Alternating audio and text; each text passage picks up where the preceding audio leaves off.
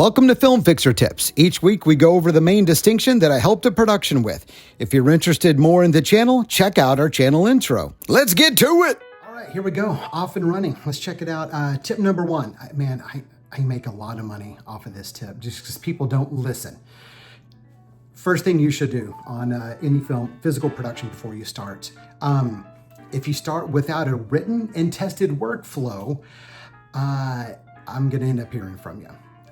There's a lot of people that don't know what a workflow is. If you're an indie or you're doing your first film your first time, that's okay. And the other side of that coin is there's big industry professionals that laugh. They're like, of course I know my workflow. I know what a workflow is, blah, blah.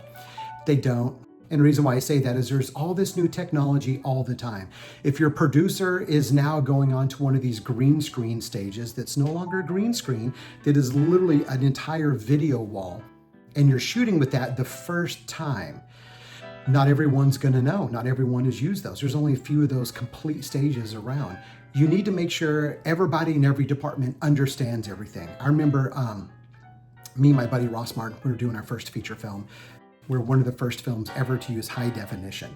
Oh my gosh, we had so many problems. All the makeup looked like cake makeup because he was picking up so many details that film didn't. We were shooting through a car windshield. We could see the scrapes and flecks on the windshield reflecting light.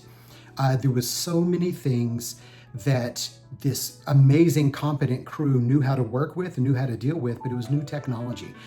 And nowadays, almost every film has some new technology. So your workflow is how are you going to shoot it? And it might start before the shoot. It might start with your visual effects. It might start with previs.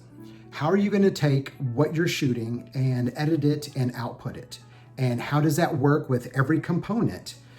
If you're using a brand new camera, do you have the proper LUTs and Kodaks and editing to adjust for however that looks? I remember when Red Camera first came out, a guy came to me and he goes, dude, I shot it, it's a brand new camera, what's going on? It looks all green and stupid, it's a horrible camera.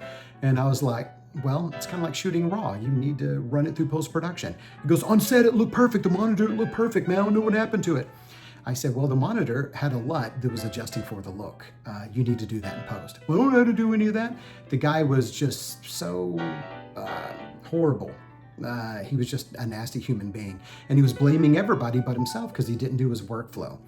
We sat down, we figured it out, we got him a workflow, we figured out something that would work. You need to do that ahead of time because what you don't fix in pre-production will cost you in post-production. So remember, have a worked through and proven workflow based on all the technology and all the technology you'll be using, or it's gonna cost. Okay, that was tip number one. Bye!